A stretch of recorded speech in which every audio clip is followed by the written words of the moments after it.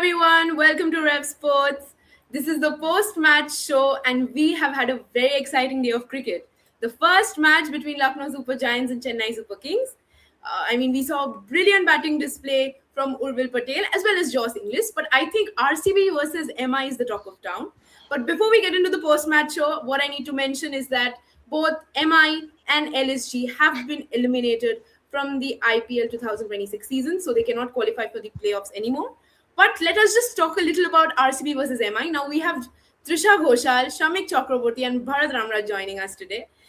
As you all can understand, Trisha is a huge RCB fan. I think we can all, just guess by looking at her jersey. So I'll just start off with an RCB fan. Trisha, now firstly, definitely, we saw Jacob Bethel and Virat Kohli. Again, they were not clicking today. But how good was Krunal Pandya? Because, we saw him cramping up, but he was still out there trying to fight. How good was he, Trisha? The first thing that I would like to say is sorry, Krunal. When RCB actually took Kunal in the auction last auction, I was a little upset. I was like, there are better bowlers, we can go for better bowlers. And Krunal with the ball last year and now with bat and ball, both has been absolutely brilliant. And the way he was hitting those sixes in a pitch where, the actual power hitters like Tim David, Romario Shepherd found a lot of, they barely could get going. But Krunal judged, I think, the pace to perfection. But overall, I thought Krunal was fantastic. And what I liked is Shorjani, he attacked certain pockets and he was very clear in his game plan that this is how I'm going to go about it. Brilliant. Obviously, when he got out, I was a little scared, but thank God.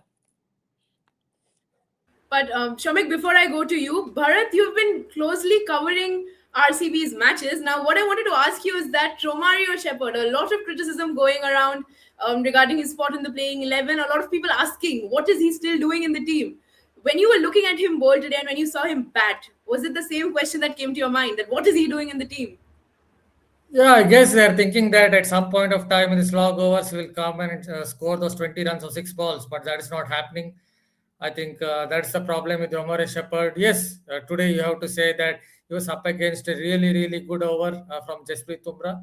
Little bit of sympathy for him because that was a really good over, that penultimate over, getting some reverse swing. But Romare Shepherd is someone who was hardly done anything of note this season. See, someone who's bowling a lot of floaty stuff with the ball in hand. Yes, he's a tall bowler, but he bowls a lot of floaty stuff, and with the bat in hand as well. It's not got those quick fire 20 of 6 balls or 20 of 8 balls. I think they are picking him mainly for that, but that's not happening. So I guess they have to look past someone like Romare Shepherd. But all is well that ends well for Royal Challengers Bangalore in the end. They somehow got through because they had lost a couple of games previously, and in conditions where the ball nipped around a little bit. Today as well, the conditions were quite tricky. So if they'd lost today, then people would have said, yeah, in tricky conditions, Royal Challengers Bangalore don't play that well.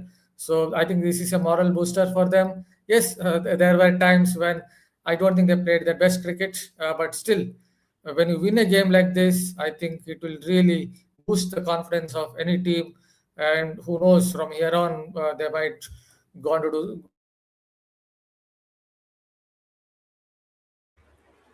I think Bharat is facing some issues with his internet. Shamik, go to you. One simple question I asked you in the pre-match show as well. I'll ask you in the post-match show as well. What is going wrong for Mumbai Indians? What went wrong for them? Because in the last over when Raj Baba came into bowl, the game was almost in their hands. And, it was a 50-50 situation. It was unpredictable. We did not know which way the game was going. Unfortunately, it was a last ball thriller and then RCB won the match. But what, according to your assessment, since you've been covering Mumbai Indians so closely, according to your assessment, where have they gone wrong today? Today, even if they would have won this game, they were surviving by the skin of their teeth. So even if the damage was done earlier, mathematically they would have survived, but now they are officially eliminated. The fact of the matter is that they'll have to change strategy as far as next season is concerned. I will stick to cricket. I'll stick to cricket. I don't want to go anything that is beyond cricket. I believe that they need a new captain. I believe that Mumbai Indians need a new captain, then that should be Suryakumar Yadav. Suryakumar Yadav, you have seen Surya was not supposed to play this game. He and wife were blessed with a baby girl just 3 days ago, and just for the team's shake, he turned up. He arrived at Raipur at 4 o'clock, and 3 hours later, he was walking out for the toss. So, in terms of acceptance from a distance, it feels like that this team looks a little different when Surya is captaining.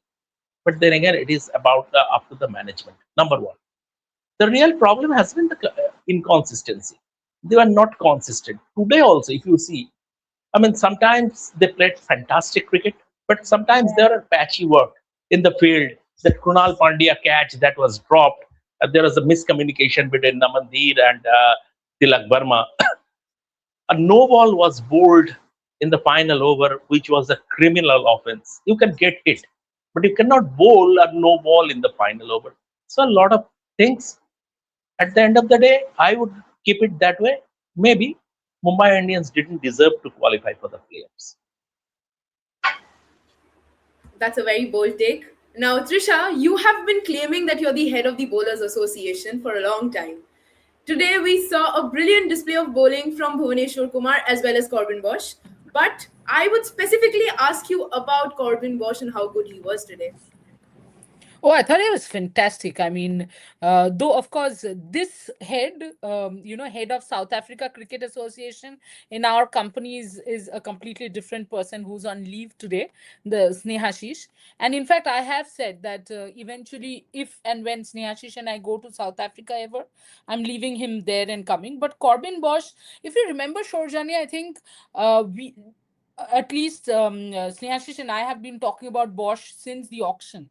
This is exactly why he becomes that important. I thought the way he changed the pace, especially in the Tim David ball, I really liked it. You have just got a wicket. You could have gone all out, but he bowled it cleverly. Tim David was ready to hit that pull shot, but because of that ounce of pace that he has reduced, he was completely fooled. So I thought, as a bowler, it's always lovely to see that there is some purchase in the wicket for you, there is something in the wicket for you, and a bowler using it.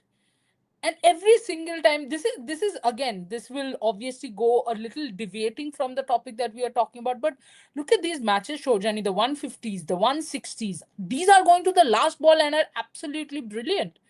And when you talk about, Corbin Bosch, the other thing is he was attacking like the body of the batter. So his plan was, I'm not going to give you any space to hit me, which was brilliant. It's not like he tried something extraordinary, like coming over the wicket, round the wicket. He stuck to his basic plan, and the change of pace, bowling in that short of good length area. I think Corbin Bosch was absolutely delightful to watch. For someone like me, I loved his spell. Only problem, when he took those back to back 2 wickets, I was like, why? Why against RCB? Bharat, now that we're talking about Corbin Bosch, I think we also have to talk about Bhuvaneshwar Kumar and how brilliant he has been, not in this match, but throughout the season. How would you assess him? Yeah, it's been a complete package. That's what I would say. If you think about conventional swing, he has got conventional swing in this IPL, be it in a game against Delhi Capitals, in a couple more matches, I think against Delhi Capitals, both were against Delhi Capitals. And then when you think about wobble seam, he bowled wobble seam today. If you think about staying on a back of length, he has been doing that. Though he's basically not a hit the deck fast bowler, he still has been able to stay on a back of length with his variations. On occasions, bending his back. Even someone like Mo Babat, when I asked him a question, this was after the Delhi Capitals versus RCB game at the Chinnaswamy, he said that it seems like even compared to last year, he's got that little bit of nip back in his bowling. That's what I feel so as well, because if you notice, he's also extracted C moment. So he's been basically a complete package. I guess over the 19 IPL seasons, I understand Bumrah has also hit some very peak levels, But when you look at the 19 IPL seasons, this is some of the best pace bowling I have seen in the world of IPL, because he's been a complete package here. And today as well showed that. And he also has the required control to do all of this. So I would definitely look at Bhuvneshwar Kumar returning to India's side in T20 eyes, if he's going to show this kind of a form in the future as well. Yes, he has not played his first class game since 2024. I don't think he's played a listed game since 2025, but in T20 eyes, is definitely still a force to reckon with. Now, Shamik, now that we're talking about RCB and Mumbai Indians, what I wanted to ask you is that in the middle, I think that partnership between Namandhir and Tilak Verma was crucial, that 82-run partnership. Do you think that was the only partnership that helped Mumbai Indians reach, the total target of 166 that they put up on board? Or do you think any other batter needed to step up? Namandhir had a poor game. Namandhir, when he was set and when you were building that partnership, he had no business getting out that time. I mean, he should have continued. He should have continued. He had no business getting. He got out at the wrong time. And it is we have to look beyond the numbers. Maybe on paper, what the runs he has scored, it looked good. It looks good, but it is about the team cause. It is not about the individual numbers. And Namandir got out at the wrong time, and he is one of the reasons why Mumbai Indians lost today.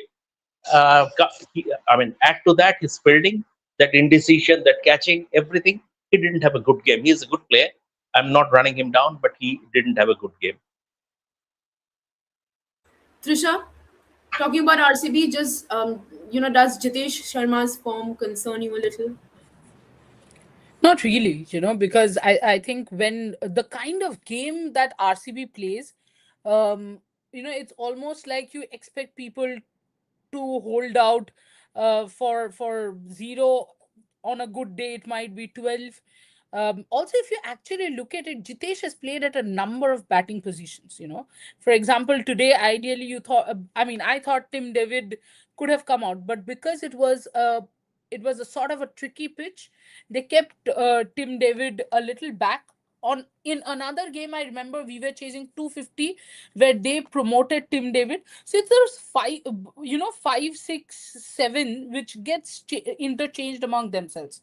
And if I'm being very honest, Shorjani, the only person I am worried about, and I hope he is also worried about himself, should be Romario Shepherd. As I told in the group, before going off to sleep, he should look in the mirror and ask, mate, what's up?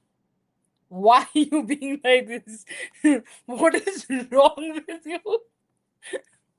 But other than that, yeah, I know Jitesh was a little disappointed, but as I said, I'm not really concerned as such. Bharat, yes, go ahead, Shamik. Shorjani, I just missed one thing when you asked me about this.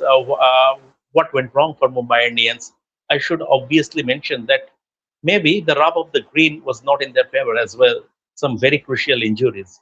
Rohit Sharma missed 6 games, and Rohit being there on the field and not being there, that makes a difference. And in the last 2 games, they missed Hardik Pandya. Leave aside Hardik Pandya's captaincy. He's a world-class all-rounder. Just consider Hardik Pandya. If he were there, he was bowling that last over instead of someone who looked like a rabbit caught in the headlights. So it should have made a difference. So these mitigating factors should be taken into consideration. Sometimes, in any sport, luck is a big factor, and Mumbai Indians didn't have the rub of the green in their favor this season.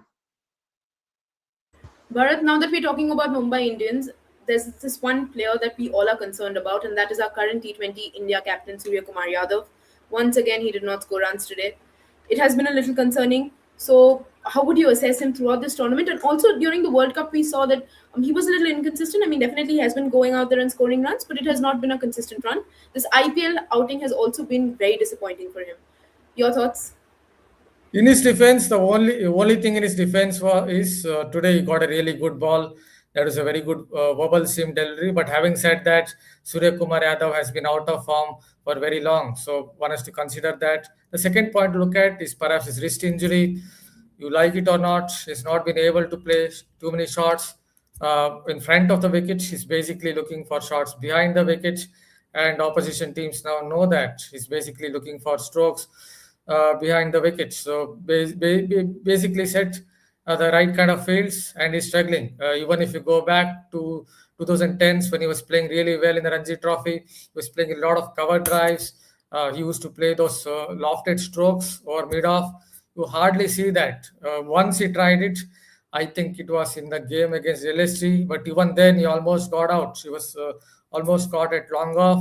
So all these pointers tell you that I think somewhere, this is just my gut feel, that I think Suryakumar Yadav is perhaps past his best, but who knows? He might get a 60 or 70 in the next game. But I genuinely feel that the way he's batting, you hardly see him playing a shot in front of the wicket. I genuinely feel that he's somewhere past his best. Hopefully, he will prove me wrong by scoring 50 or 60, and that will be good news for the Indian team as far as T20I cricket is concerned. Go ahead, Trisha. Yeah, I just wanted to add to what Bharat said. Not really add to it, but this is what I think Bharat spoke about, that wrist injury, and then he spoke about Sky hardly playing, in front of the wicket. So think, when he's hardly playing in front of the wicket and he has a wrist injury, see, he has to use that wrist, which is where, the bigger, there is another problem. If he plays in front of the wicket, probably he could still avoid the pain or the wrist injury, which he's still recovering from, or is not 100% from. But I think because he's not playing straight, he has to use his wrist, which is where he's not able to complete the shots. That's my two bits to it. Sky needs Trisha, some rest from T20 cricket. I mean, he has become a father. Give him some time to change diapers, yeah. Trisha, there's an interesting comment over here. Shomnath Barik over here says Josh Hazelwood is not inconsistent in this season. No, I assume he's trying to say that he's not consistent in this season. Trisha, your thoughts? yeah, Josh Hazelwood is looking a shadow of himself. But again, I'll harp back to the point that he's also coming from an injury. Not expected from someone as good as Hazelwood. In fact, that is where I thought today, somewhere, if Hazelwood was even 80% at his best, I think we would have chased a much lesser total, and by now we would have all gone off to sleep after finishing our post show. A lot of comments here regarding the second game. Definitely, we'll take some comments and then move on to LSG versus CSK. But Chamik, this comment is for you. Do you feel RCB should prioritize a sixth bowling option and change their approach when they are chasing 167? We don't know. This approach has served them well. The approach they have been. I mean, that has given them the IPL title last year. So I mean, it's a long tournament. You will not win every game. First of all, we will not win every game by a handsome margin. You will have a few cliffhangers. You will have a few cliffhangers. But just one thing, Risha, I think some message has popped up on our group. Shubhayan has posted, I think, Hardik Pandya, I don't know. I mean, if how far this is true, but I think he's going by the social media thing. It says Hardik Pandya has unfollowed MI or something like that. If that is the case, we are not confirming anything. But if that is the case, it becomes interesting. I mean, we know how the situation is, but then again, we have to be. I mean, um, discretion is the better part. Discretion is the better part of valor. That is one thing. And one more thing about Shorjani, just a point about Surya. Massive credit to him. His mind was not in cricket, and he was he was in something which is infinitely more important than cricket over the last 3 days, right?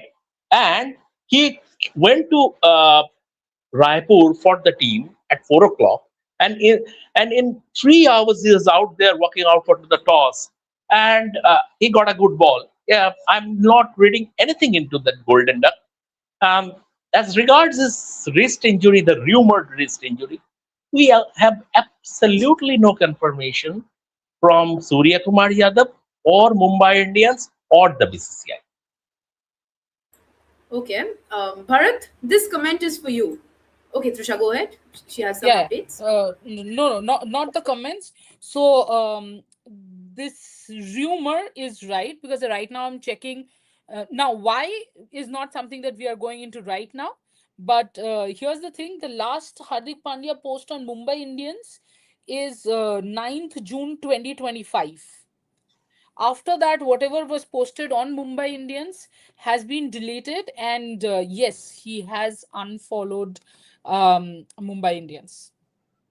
I just Interesting, checked. Trisha, because I mean, what we are told after the LSG game when he missed that he had back spasms, and then Yeah, there was a question mark. Then there was a question mark that whether he would be traveling to Raipur.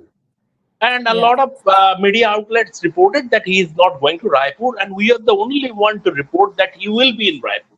And that right. evening, he checked in at Raipur, although he didn't turn up for the team's training sessions in the next 2 days. He was spending time with the medical team. I don't know what has transpired over the next 72 hours, but we have to check as a reporter. We cannot. I mean, we have to be aware and we have to probe this issue.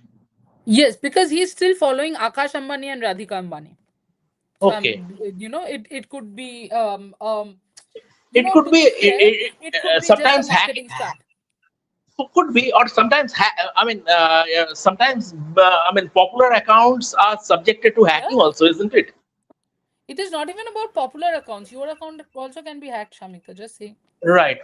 Yes, I'm a Okay, so Shakespeare as far as social media and technology is concerned.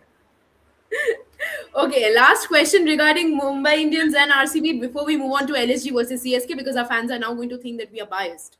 So, Bharat, this question is for you. Wait, just hold on. Yeah. So over here, Jitesh once again says, "Do you think RCB could get in Jordan Cox to That's open?" not Jitesh. That's Gitch. Our women's cricket, she or he, I don't know, but is a huge women's cricket, viewer. Oh, I'm so Yeah, sorry. I'm so Gitch. sorry. Yeah. Gitch. Okay, I'm very sorry for mispronouncing your name. But Bharat, do you think Jordan Cox should open since he has done it in the 100 and he has good stats? Yeah, one can think of it, but I'm not very sure if Jordan Cox in these conditions would have come in and done better than Jacob Bethel because it was on the slower side. There are some tennis ball bounce. Not very sure Jordan Cox is much better than Jacob Bethel in these conditions. What we saw that we saw in Raipur. See, Bethel is a talented batter, but I think he was playing in conditions where I think he's not familiar with this kind of conditions. It was on the slower side. There's some, what can I say, the ball was holding up. And I think that is why he kind of struggled. He likes a little more pace on the ball. And whatever I've seen of Jordan Cox, he also likes pace on the ball. So I think it's more of a marginal selection, especially when you consider the two matches that they're going to play in Raipur, the couple of matches that they're going to play in Raipur.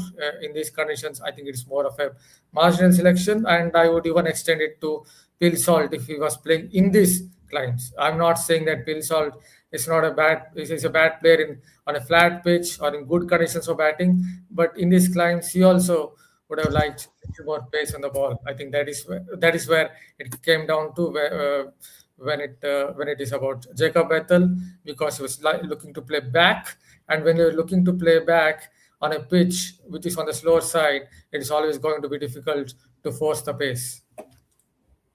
One request to our viewers, please talk about the LSG and CSK game as well because you're constantly asking us questions about RCB and MI. And if you keep on doing that, we won't be able to discuss about Lucknow and Chennai. But again, like I've been saying it once again, I think this might be the last question that we're going to ask.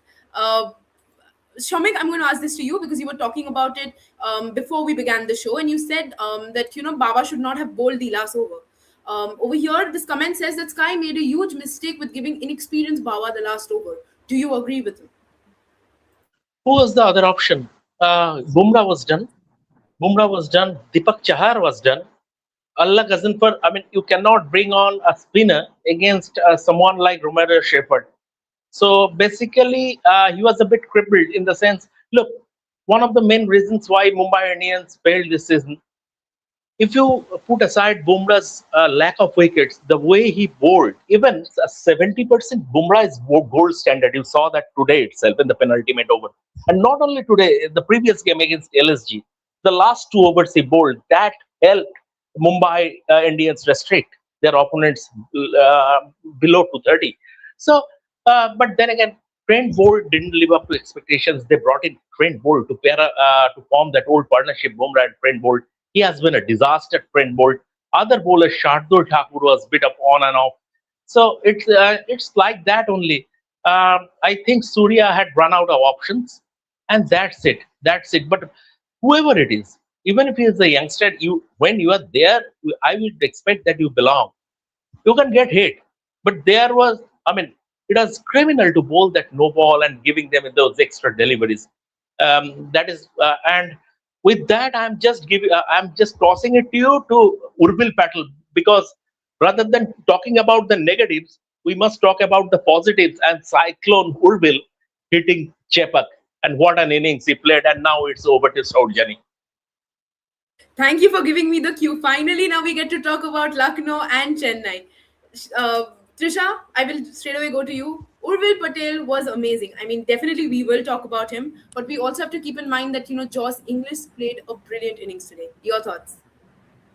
Yeah, I mean, ultimately, when such innings happen in IPL, I take that stance that I'll talk about the Indian more because it helps us going forward.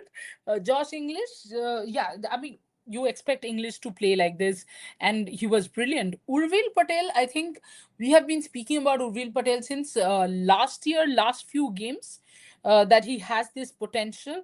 But what I liked is, um, you know, it's very easy for a youngster to get carried away when you're hitting the ball like that.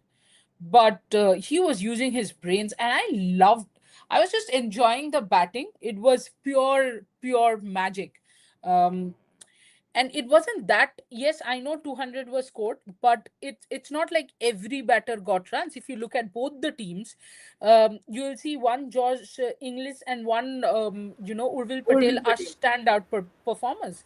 So it was not that easy to completely bat on. You had your small battles and small moments to win, which is where I thought Urvil was excellent. And um, a huge boost for India and a headache as well, and good for Chennai. I mean, Thala will find it tough to come back now, huh, Shamika? No, I think he should come back in place of Karthik Sharma. They are banking too much on Karthik Sharma, but he hasn't yet lived up to his 14 crore price tag. I'm not blaming him. He is a youngster, and I mean, any player requires that bedding in period. He is a youngster. Maybe next season we will see him in top fettle. But at this moment in time, I think a 44-year-old Dhoni is a better option in that position vis-a-vis a Karthik Sharma. So I don't know whether it is obviously MS Dhoni's call. No one else is going to take that call. But I don't know whether he is unwilling to upset the combination, or he is still not 100%. Whatever it is it? But I would like to see MS Dhoni in his place, in Karthik Sharma's place.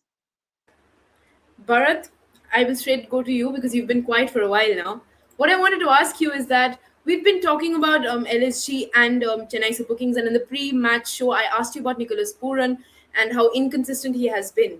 Today, once again, Nicholas Puran did not live up to the expectations that we all had. Your thoughts, and are you disappointed? Yeah, his form has been pretty poor in this particular IPL. Yes, he had a couple of decent knocks. One, I guess, came against Mumbai Indians when he looked in good touch. But it's quite simple. Every single opponent is looking to bowl short balls at him. Yes, today he didn't get out the short balls, but if you notice, obviously, in every almost every single game, he has been, I think, kind of troubled by the short delivery, and he has to look at a way or chisel out a way from it. Otherwise, I think even in other leagues, he will get found out by the short ball. So I think that has been Nicholas Puran's problem. Yes, it kind of has affected his game against spin as well.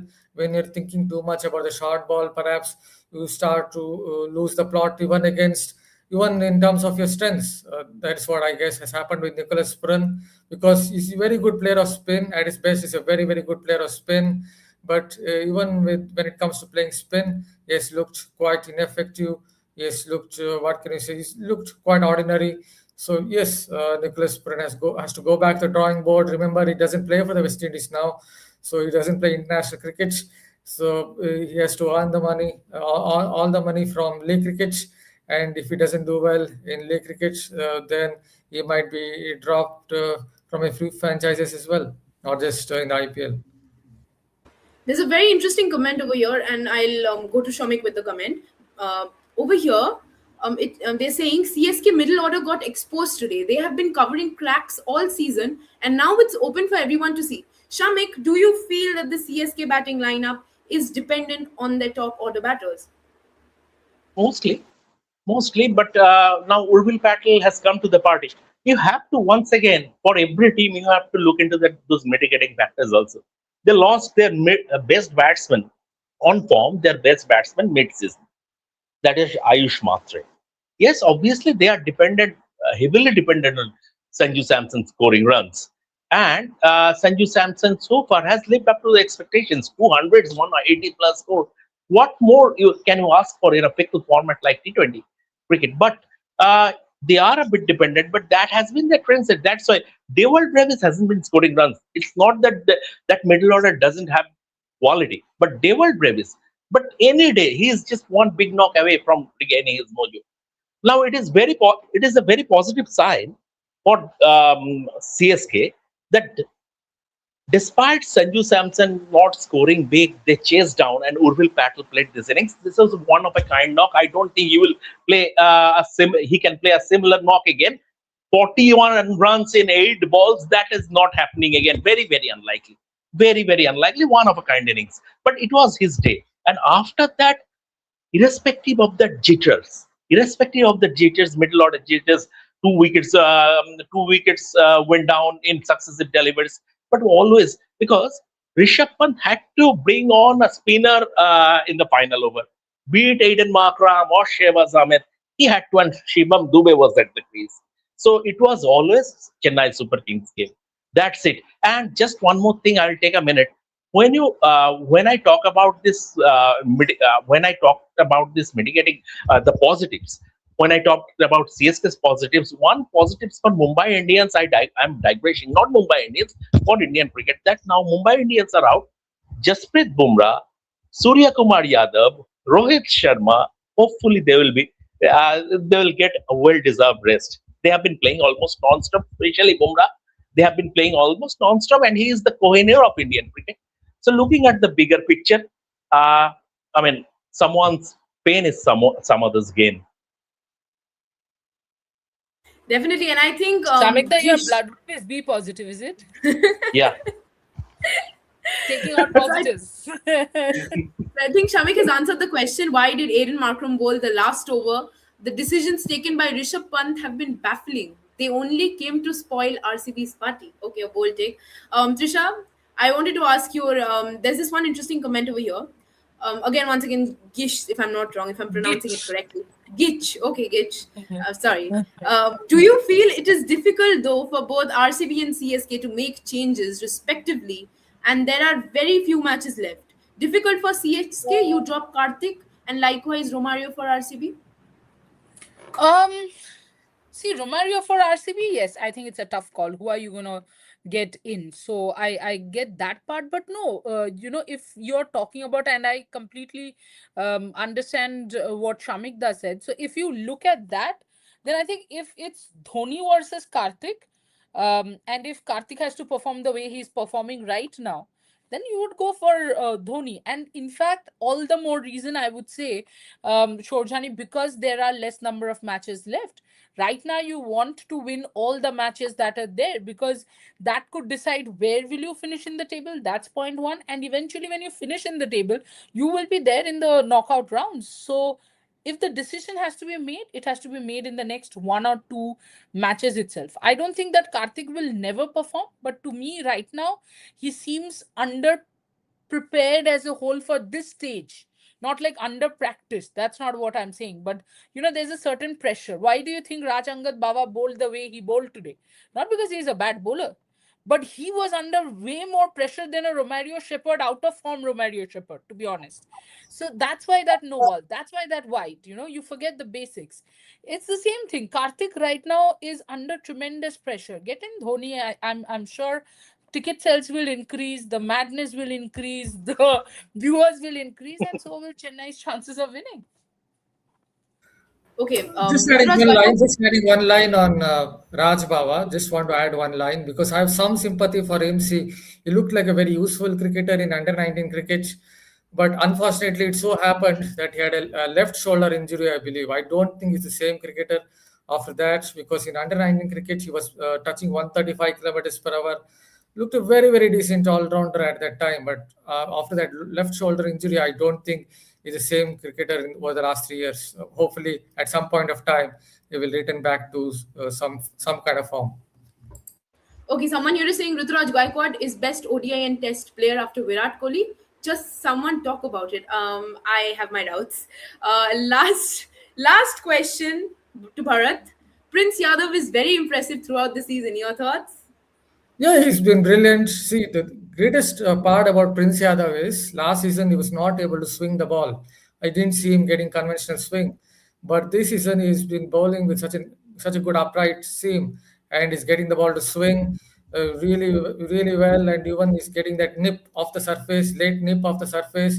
I think he's bowling some cracker jacker spells in this particular IPL, and almost it seems as if he's as good as Mohammad Shami at his absolute best when he's bowling those cracker jacker outswingers and then getting it to nip off the surface, that late nip off the surface.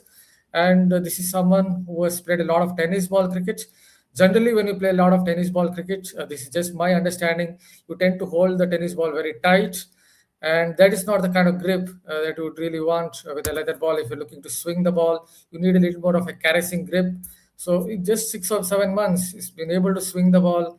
Is something I just bow down to him for how he has improved in such a short period of time, and he's also worked on his slow short balls because even last season he was not bowling the slow short ones.